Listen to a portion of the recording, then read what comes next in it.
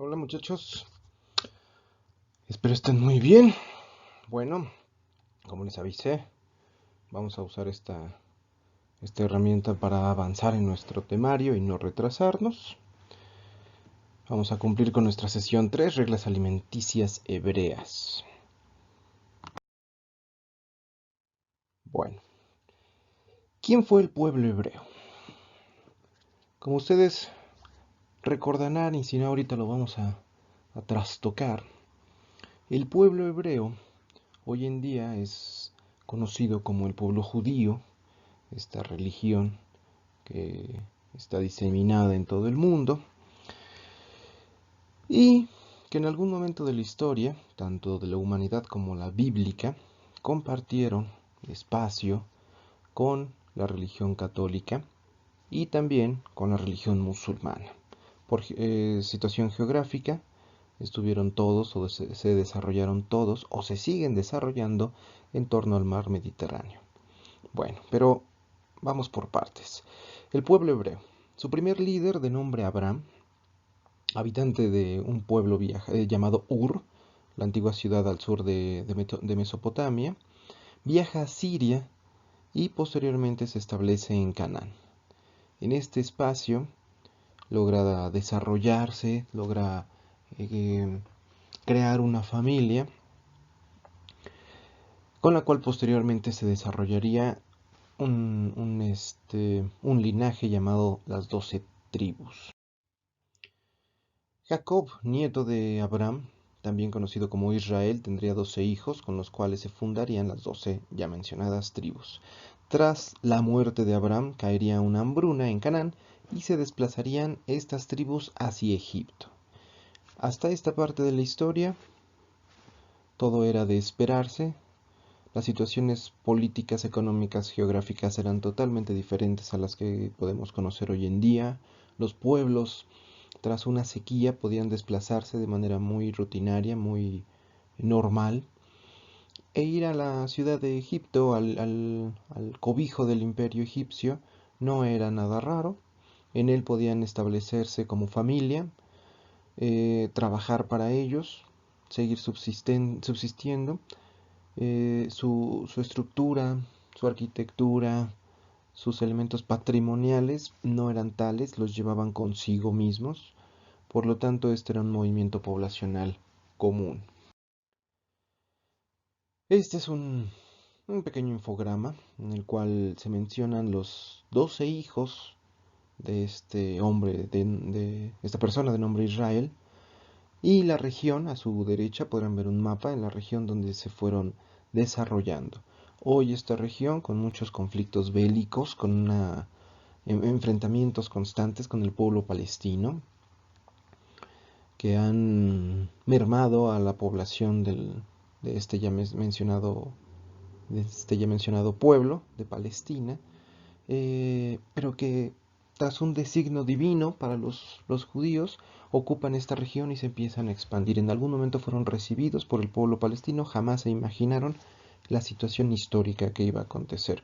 Un pueblo de religiones un conflicto de religiones que lleva mucho tiempo y que bueno, esperemos no cobre más vidas. Pero regresemos a nuestro tema. Estos grupos ya establecidos en Egipto se vuelven esclavos, forman parte del grupo de trabajadores que junto con el pueblo egipcio construyen sus grandes ciudades.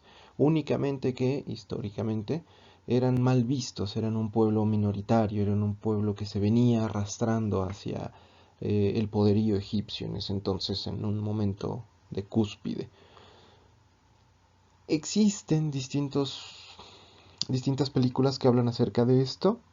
Una lleva por nombre Éxodo, moderna, por decirlo de alguna manera, de este siglo, pero hay otra anterior, común entre las películas de la Semana Santa en la televisión abierta, que se llama Los Diez Mandamientos. 1957-1956, no lo recuerdo con claridad. En ella se refleja la leyenda de Moisés, parte de los escritos antiguos postrados en la Biblia, donde un niño dentro de la persecución egipcia, o romana más bien, es dejado en el río Ganges, sigue su camino, es encontrado por una reina del imperio egipcio y es adoptado. Dentro de esta canoa, dentro de este Moisés, como les llaman ahora, iba acomodado el niño, pero cubierto con una tela con un diseño característico judío, o hebreo, perdón. De esta manera, este personaje sabe que el bebé en esa cuna es de origen judío, de origen hebreo, y decide cuidarlo, conservarlo, hacerlo parte del imperio egipcio, para que no le pase nada. Al cabo de muchos años se descubre este origen hebreo, y este personaje, Moisés, empieza a investigar su pasado. Se da cuenta que él, como parte del imperio, si no castigó, tampoco vio con buenos ojos nunca a los hebreos, y siempre fue parte de esa comunidad. Por lo tanto, se decide a liberar a su pueblo.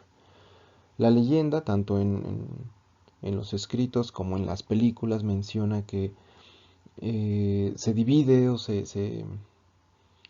hace a un lado del imperio, pero trata de negociar la salida del pueblo hebreo. El emperador no lo permite. Este hombre recibe visiones, o por medio de visiones recibe la palabra de Dios, que le dice que tiene que rescatar a su pueblo, y que le vaya diciendo al emperador que va a haber una serie de plagas o problemas que van a caer sobre los territorios de Egipto si no se decide a liberar al pueblo hebreo.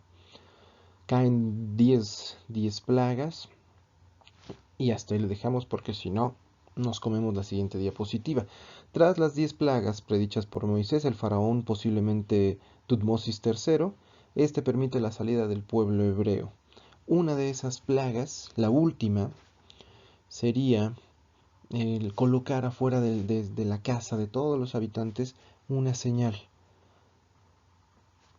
Después de esa noche morirían todos los primogénitos que no hubieran colocado en su casa dicha señal. El emperador no lo hace y muere su primogénito.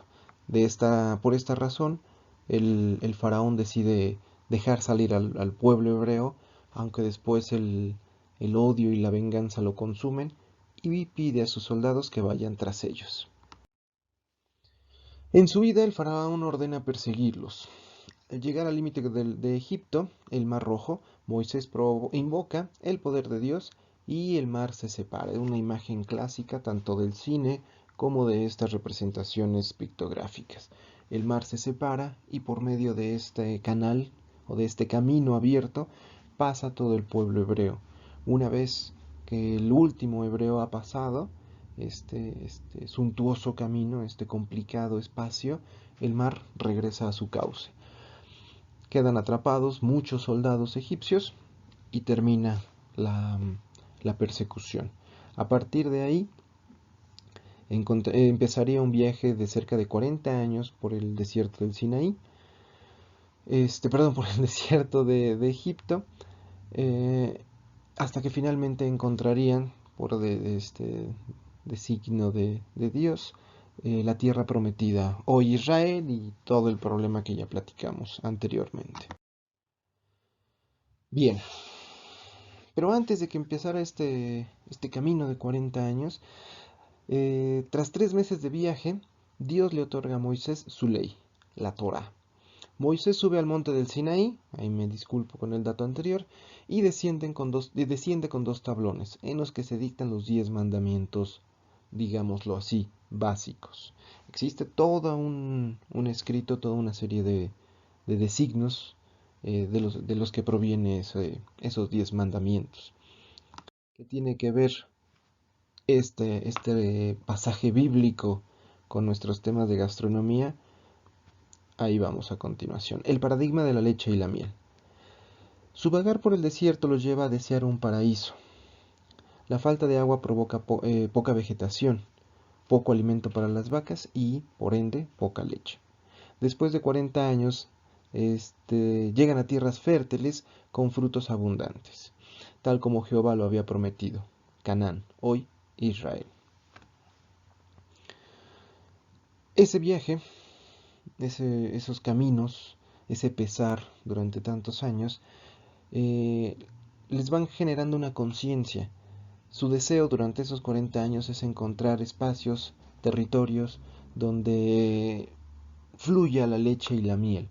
¿Por qué la leche y la miel? Por ser los alimentos que ellos estuvieron acostumbrados durante esos 40 años. Llevaban sus propias reses, llevaban algunos aditamentos, algún tipo de alimento tradicional, probablemente trigo, probablemente cebada, como parte de la herencia de haber sido esclavos con los egipcios, pero eso también los lleva a adorar, a conservar, a ganar mucho respeto por la leche, ya que de ella podían obtener una cantidad amplia de alimentos, y seguramente en estas zonas donde encontraban oasis o puntos para alimentar a sus vacas y alimentarse ellos mismos, también podían obtener miel. No se sabe, no hay un dato preciso de que ellos aplicaran o practicaran la apicultura. Sería difícil practicar esta actividad en medio del desierto o en medio de espacios poco habitados por flores, por polen, alimento básico de las abejas, pero dentro de la Biblia, del Antiguo Testamento, de la Torá y del Corán, se habla mucho de estos dos productos. La palabra de Dios no es misa. La Biblia hace mención a ciertos alimentos y sus productos, como por ejemplo la cebada, el trigo en la elaboración de pan. Posteriormente se cita a la vid, donde se proveía de vino. Las uvas se consumen frescas o secas. De igual forma se menciona al olivo, del cual se obtiene aceite de su fruto. Además de hacer referencia de la granada y el higo. Ambos alimentos íconos o ejemplos en la alimentación de Medio Oriente, en la alimentación árabe. El higo es probablemente uno de estos productos que con poco espacio eran muy frondosos, al igual que la granada, pero es ahorita y vamos. Pero regresando con el higo, México, o al menos la zona centro del país, lo recibió muy bien. Tenemos bastantes árboles, se convirtió en tradición, al menos en la Ciudad de México, encontrar árboles con higo. Y en el caso específico de la granada, en estas épocas, digo, este video se está filmando en septiembre, posterior a las fechas, a las festividades patrias, donde el higo la granada juega un papel muy importante en uno de los platillos más suntuosos o famosos, los chiles en nogada. ¿Qué hace la granada en un platillo tradicional? Lo dejo de tarea. Para los hebreos, los mandatos de Dios representaban o representan una ley inquebrantable. Estas deben ser seguidas al pie de la letra. Su incumplimiento es motivo más que suficiente para ser desterrado del paraíso o maldecido por el resto de su existencia. Los hebreos son el primer ejemplo de un grupo religioso que le imprime a su alimentación una fuerte carga moral. Por ese motivo, esa carga moral, esa estructura cuadrada, podríamos decirlo, heredada a los judíos, antes a los hebreos, desarrollada por estos últimos, los, los, los obliga, los direcciona a tener una selección de sus propios alimentos. De ahí salen los animales y su consumo. Con las leyes otorgadas a Moisés, éste interpreta las normas en las que se regirá su pueblo. Los alimentos forman parte fundamental de dichas reglas, ya que el cuerpo humano, elaborado a imagen y semejanza del Creador, es un templo, el cual debe cuidar y mantenerse libre de impurezas. A partir de este momento se realiza una división, los alimentos cárnicos, puros e impuros. ¿A qué nos referimos con esto?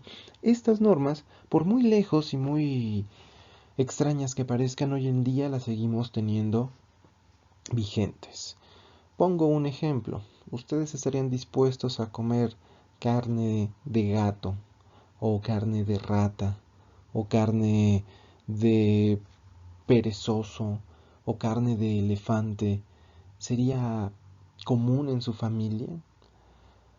Si yo les hablara de hacer una salsa con moscas, con mosquitos, con cucarachas molidos como guarnición, si dentro de su bebida, un agua de limón, les sugiriera que le pusieran sangre de algún animal, probablemente de alguna serpiente o quizás de alguna ave de sangre de paloma, suena repulsivo, suena poco apetitoso. ¿De dónde nos viene este sentimiento de poco apetitoso? De este tipo de normas. Una serie de normas inscritas que nos fueron confeccionando nuestra alimentación hasta aceptar que la res es un buen alimento, que el cerdo puede ser un buen alimento, que la gallina es un alimento primordial, el huevo, entre otro tipo de productos. Vamos allá. El Levítico 11, a través de sus mandatos, nos va dando una serie de pasos o una serie de actividades o una serie de normas que atender. Y cito, Levítico 11, 2.2. Digan a los hijos de Israel, estas son las criaturas vivientes que ustedes pueden comer entre los animales de tierra. Cualquiera que tenga pezuña hendida, que está completamente dividida, y rumie, estos animales puedes comer.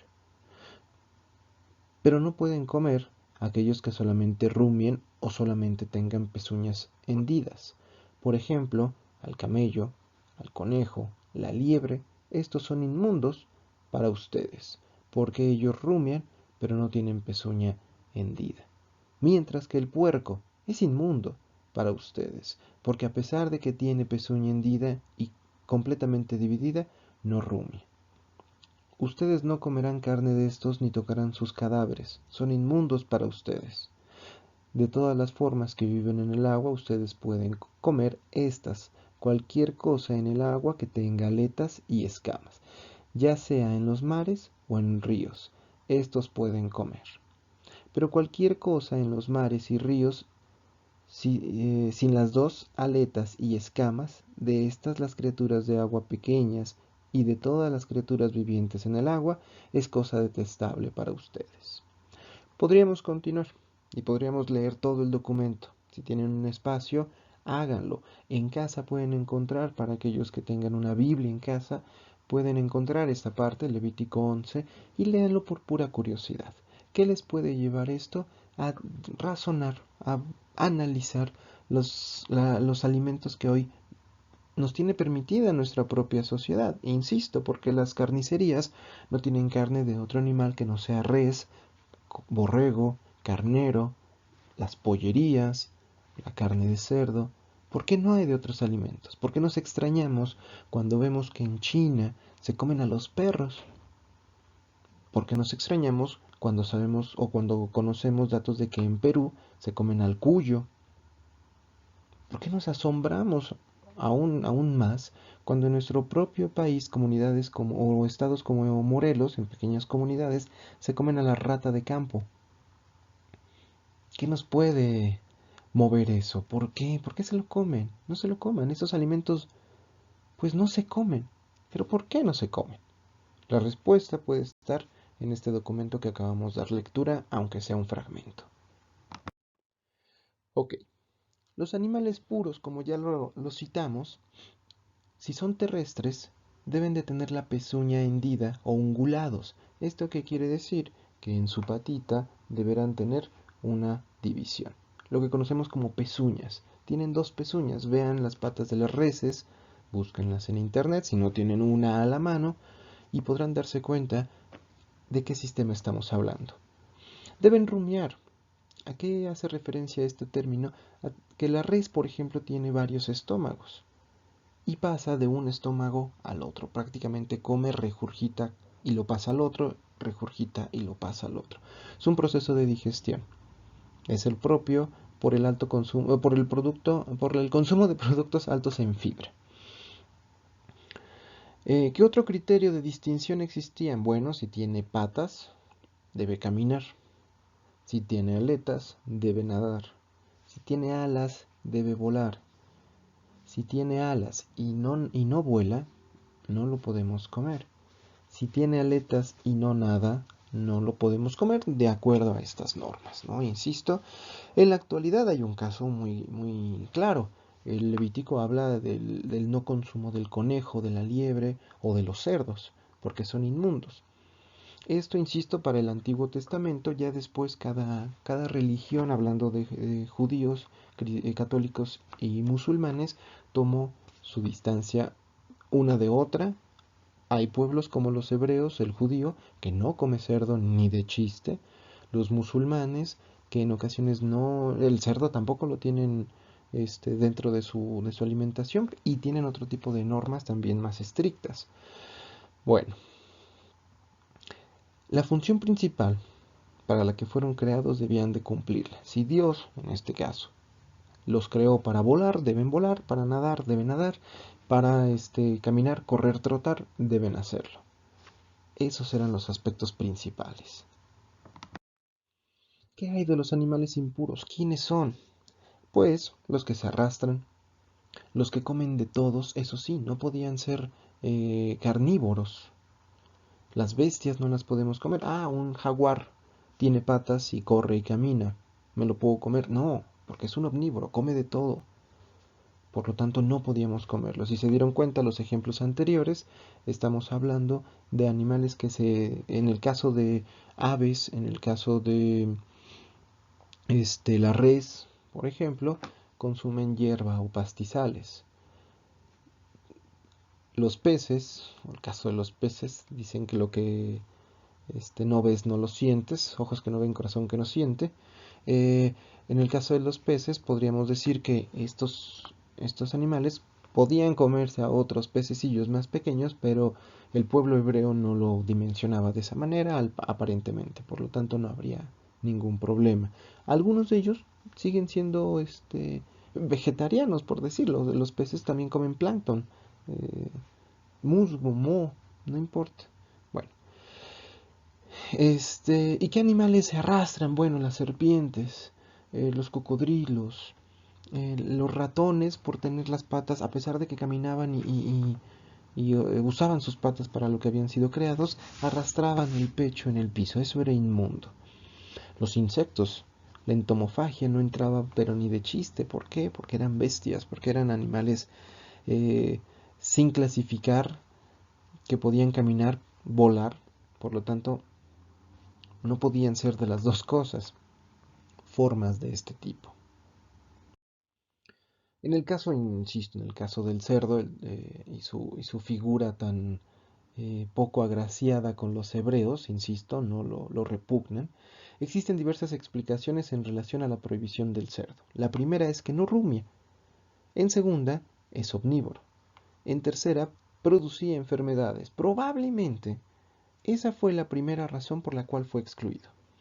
El cerdo, al estar en contacto con su propia inmundicia, al vivir en cualquier espacio, al comer lo que fuese, podía traer ciertas bacterias o ciertos agentes contaminantes y que causaban enfermedades. Por lo tanto, era excluido.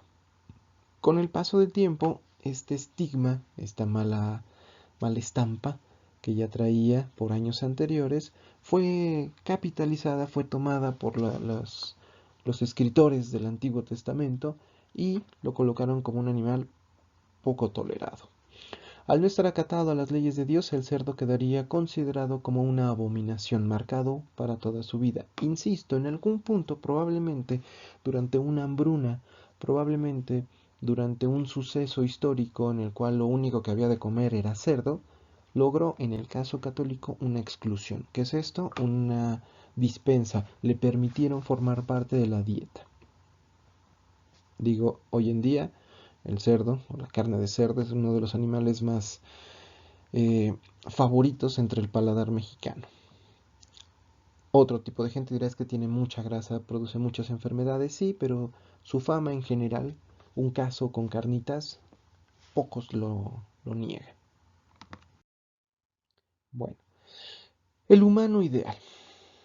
Para los hebreos, la imagen del humano ideal venía o devenía de los escritos en el Antiguo Testamento. La Biblia misma, en el caso católico, concibe a Adán y Eva como vegetarianos. Todas las obras, como esta de Gossart del siglo XVI, presentan a Adán y Eva, aparte de desnudos o semidesnudos, pero siempre consumiendo o siempre rodeado de frutas, árboles frutales, hierbas de bajo tamaño y animales, pero en ningún punto se les ve comiendo algún animal. Debían de respetarlos según los preceptos, shalala, shalala. Les está prohibido matar un ser vivo que tenga locomoción. Al momento de cometer el pecado original, que ni siquiera es matar a un ser vivo, sino comerse un fruto prohibido, la mujer y el hombre se tienen que hacer valer por sí mismos. Este acto de hacerse valer por sí mismos les permite, o les da la apertura de poder consumir carne de otros animales. El humano ideal. Entonces, les es permitido consumir carne bajo las normas de pureza, pero esta debe ser ofrecida como sacrificio sin que contenga una sola gota de sangre.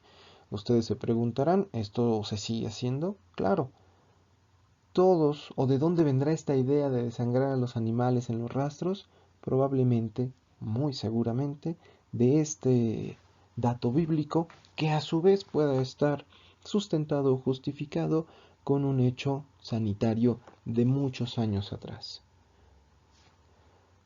¿Qué pasa si nosotros matamos un animal y aún desangrándose lo empezamos a consumir o así lo almacenamos? Es muy probable que su propia sangre se empiece a pudrir y descomponga todo el cuerpo. Ese era el mismo elemento que se buscaba probablemente evitar con el consumo de sangre. Muy pocas religiones, en el caso católico de hecho tampoco estaría permitido el consumo de sangre. Pero tenemos un platillo también muy tradicional en México que es la moronga. España, o tras la colonia española, o el arribo español, el arribo cultural, se nos heredó esta preparación de embutidos, procurando utilizar toda la bestia, todo el animal. La sangre se convertía en este embutido, la moronga, que es muy común en algunas carnicerías, en algunas regiones. Pero en el caso de los hebreos, que lo tienen infinitamente prohibido, eh, sería digno de ser colocado. Dentro de todos los procesos religiosos, ceremoniales a lo largo de la historia de tanto hebreos como católicos, el animal se desangra, en ocasiones se retira o se almacena la sangre y después se desecha de cierta manera, y así es como ya se puede tener el consumo de esta carne. En la pintura de la derecha, la expulsión de Adán y Eva del paraíso, es un retrato más o menos contemporáneo. El mismo ejemplo se aplica en la transformación de alimentos. La transformación de los productos de la tierra o de las carnes debe ser moderado, nunca ser ofrecida como tributo a Dios. Dentro de estos mismos pasajes se habla del consumo excesivo, de ahí nace uno de los pecados capitales, la gula, y en esta se hace una alusión a esa época de consumo moderado. Los hebreos, en su mayoría, procuran tener este consumo moderado, son ¿cómo decirlo? Son muy estrictos en su alimentación, muy estrictos en su dieta, insisto, las carnes no son también del todo bien recibidas, eh, y dentro de esta serie de elementos se pide, dentro de sus designios, que la transformación de los alimentos sea muy estructurada. De ahí deviene, se me estaba escapando la idea, de la comida kosher. Búsquenlo en algún momento, tiene mucho que ver con los productos gastronómicos. Kosher. Kosher.